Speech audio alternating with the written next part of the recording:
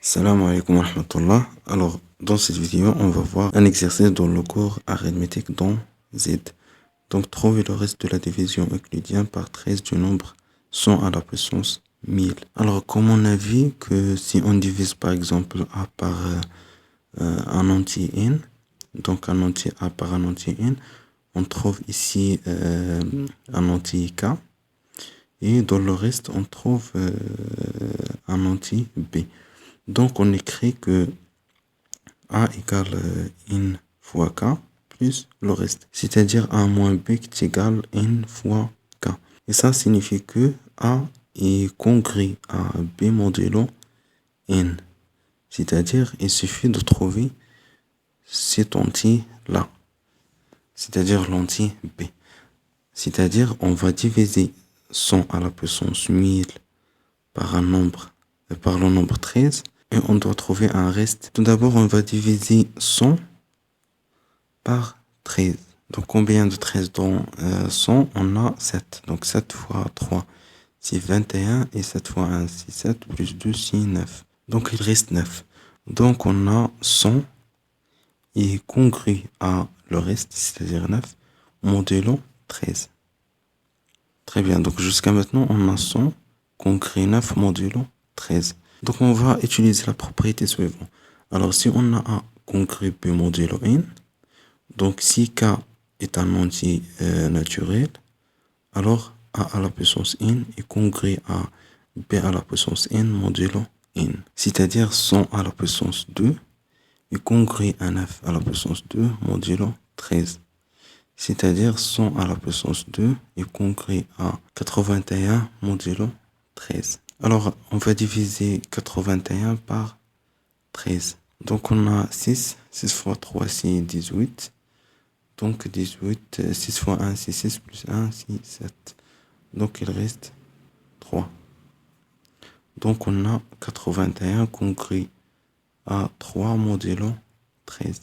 Et on a 100 à la puissance 3 congru 9 à la puissance 3 modulo 13. C'est-à-dire 100 à la puissance 3 congru 729 modulo 13. Donc, si on divise 729 par 13, on va trouver 5. 5 fois 3, c'est 15. 5 fois 1, c'est 5. Plus 1, c'est 6. Donc, il reste. Alors, on a ici 6. Donc, 6 fois 13, c'est 78. Donc, il va rester 1. Alors, on a 700, c'est-à-dire 9 à la puissance 3, et congru à 1 modulo 13. Alors, jusqu'à maintenant, on a trouvé que 100 est congru à 9 modulo 13. Et 100 à la puissance 2 est congru à 3 modulo 13.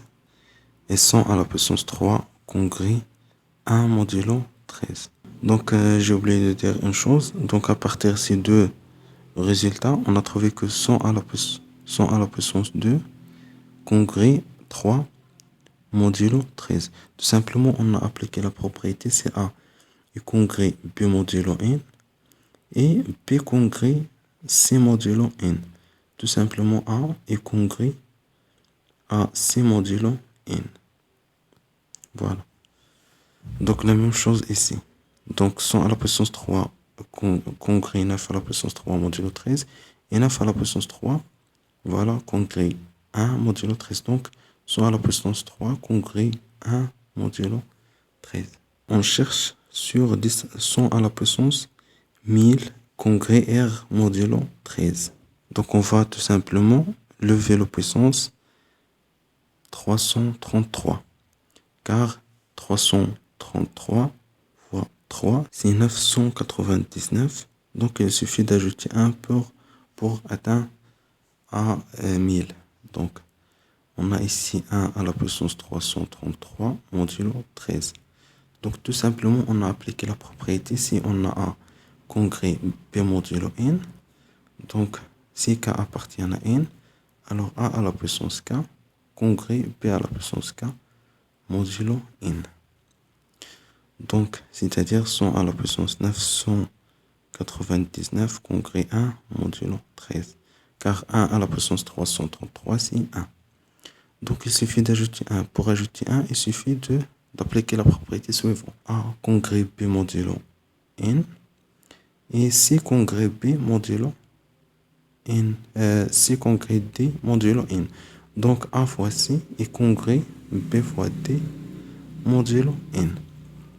C'est-à-dire 100 fois 100 à la puissance 999 congrès à 9 fois 1 modulo 13. C'est-à-dire 100 à la puissance 1000 congrès 9 modulo 13. Donc le reste de la division euclidienne de son nombre par 13 est 9.